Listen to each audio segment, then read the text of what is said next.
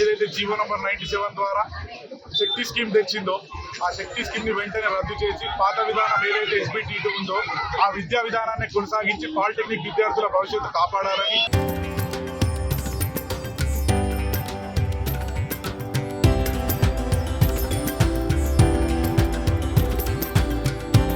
తరతరాలుగా తరగని స్వర్ణ బంధాలు మన మానేపల్లి జ్యువెలర్స్.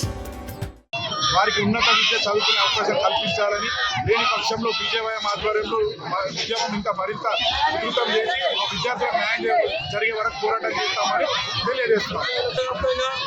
గత ప్రభుత్వాలు కావచ్చు, ప్రస్తుత ప్రభుత్వం కావచ్చు, విద్యార్థిని అగమ్య గోచరంగా చేసి వారి యొక్క భవిష్యత్తు అంధకారంలోకి తీసుకెళ్లే విధానాన్ని కొనసాగిస్తూ ఉన్నది.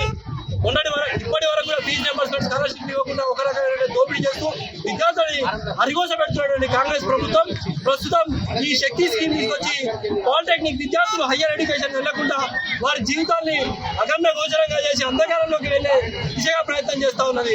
దీన్ని మానుకొని వెంటనే పాత విధానాన్ని కొనసాగించి పాలిటెక్నిక్ విద్యార్థులను కాపాడాల్సిన అవసరం రాష్ట్ర ప్రభుత్వం మీద ఉన్నది.